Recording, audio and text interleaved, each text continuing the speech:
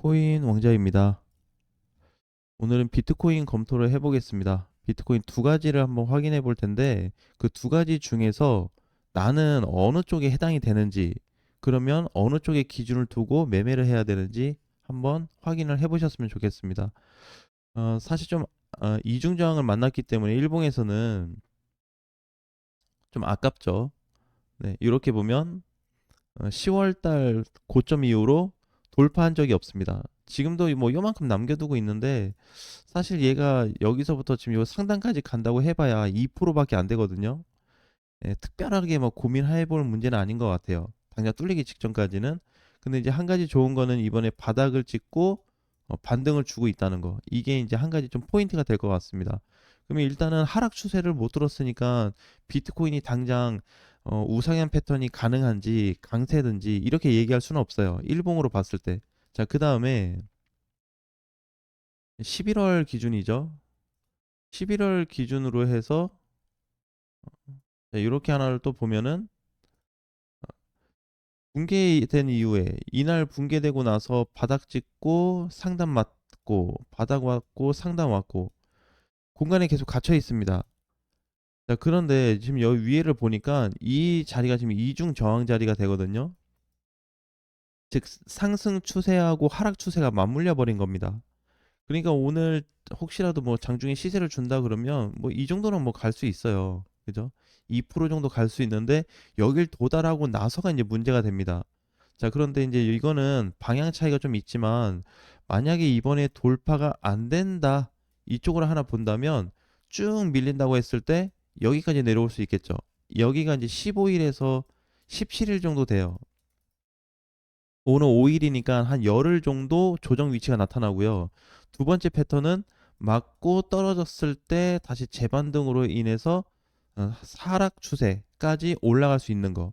결국에 지금 여기에 맞고 반등이 나올 거냐, 아니면 끝까지 가서 쐐기 변곡점까지 가줄 거냐. 그러니까 이걸 다시 보면은 이런 그림이 되겠죠. 이렇게 초록선 기준으로 봤을 때 이렇게 맞고 뭐 여기서 왔다 갔다 하다가 뚫리지 않겠냐, 이제 이 얘기입니다. 그래서 이런 기준점을 하나 잡아야 될 것 같고, 만약에 상승으로 봤을 때 이중 저항 자리가 뚫려 버린다 그러면 여기 효과가 좀 클 거예요. 상승 효과가 좀 크게 나타날 수 있거든요.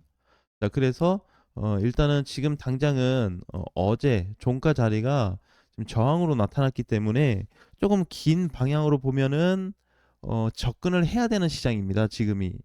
근데 단기 형태로만 보면은 접근하면 좀 불편하죠.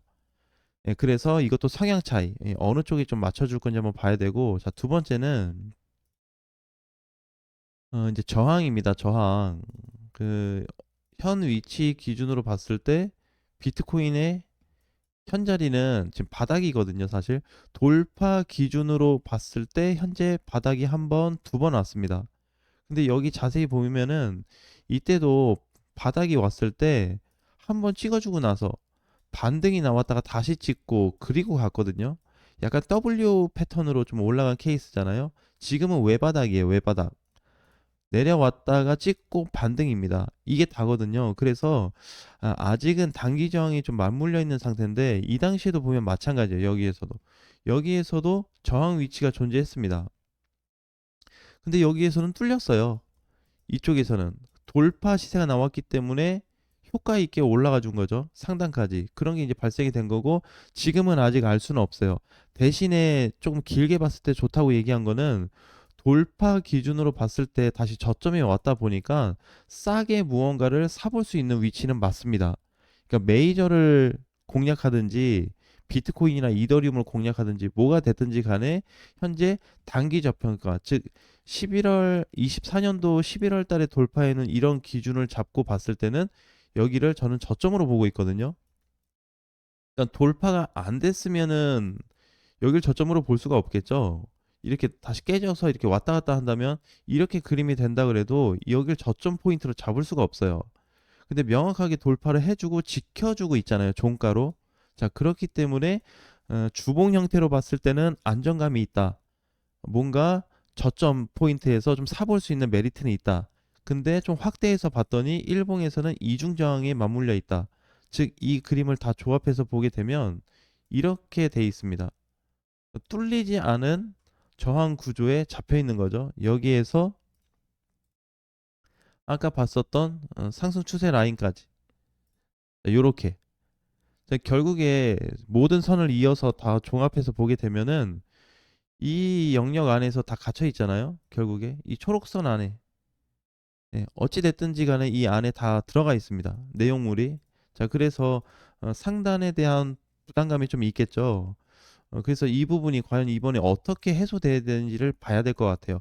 만약에 이번에 뭐 비트나 알트코인 시세들이 좀 좋을 것 같아서 이렇게 비트가 이제 저점을 눌린 자리에서 무언가를 내가 샀다고 본다면 손절 기준은 하단부가 붕괴됐을 때 종가로 정리하시면 되고요.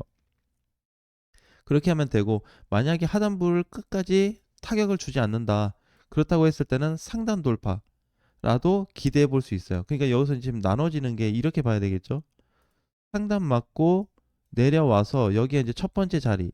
많이 빠지면 요선까지 올 수가 있는 거고, 현재로서는 지지를 해주고 있기 때문에 하얀 선 쪽의 선보다는 하늘색 선을 지켜줄 수 있는 가능성이 더 높아 보입니다. 제가 봤을 때는.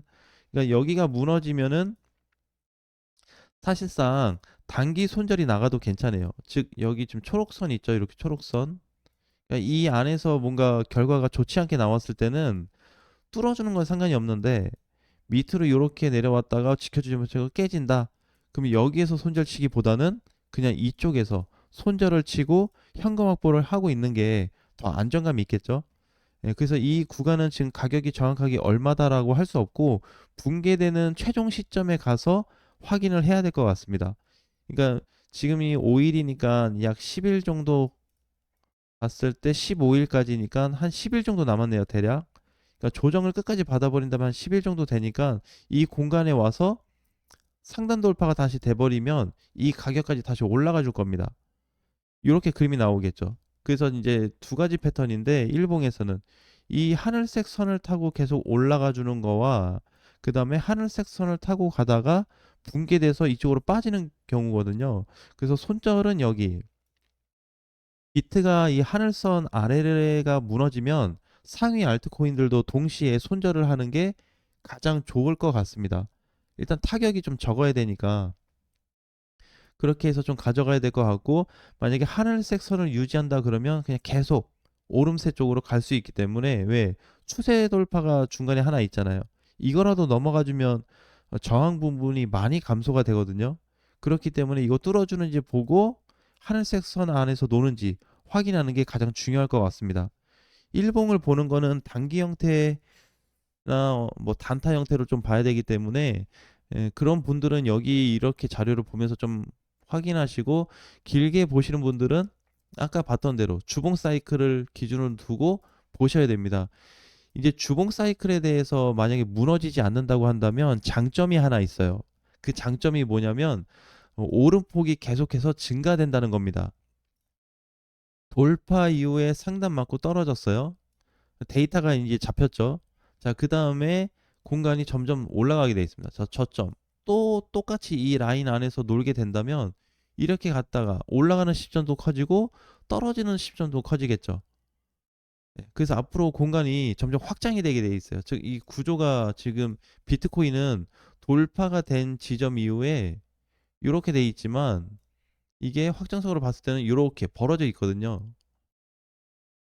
사실상 정확히 따지면 이제 이 그림이죠. 이 그림. 이렇게 돼 있는 거죠. 우상향 패턴 속에 상승 라인이 자리 잡고 있으니까. 그래서 공간이 커지는 쪽입니다.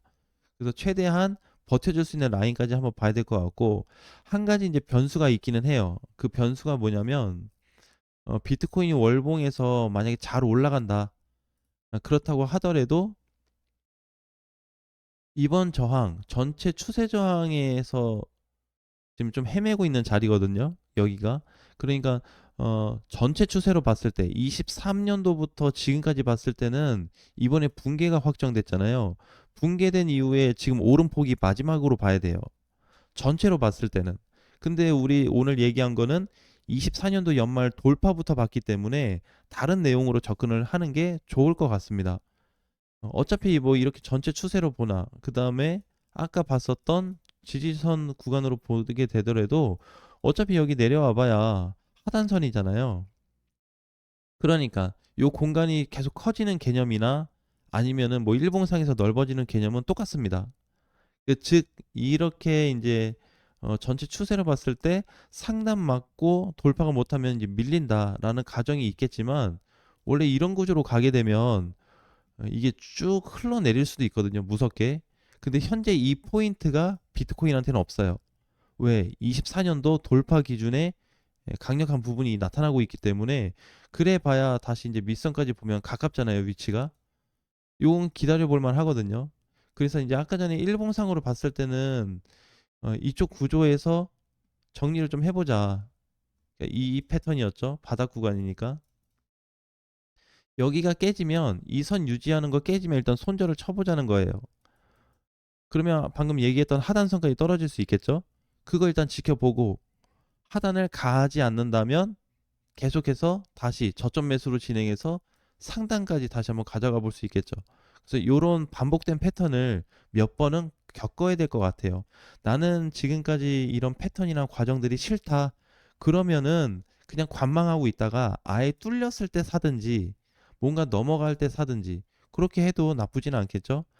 하지만 지금 어쨌든 전체 구조로 봤을 때는 비트코인 상승 위치는 명확하게 나타나고 있지만 상승 부분에 대한 저가는 나타나고 있지만 반등에 대한 부분이 제한적이기 때문에 이 부분을 어떻게 해소해 나갈지 고민을 한번 해보셨으면 좋겠습니다.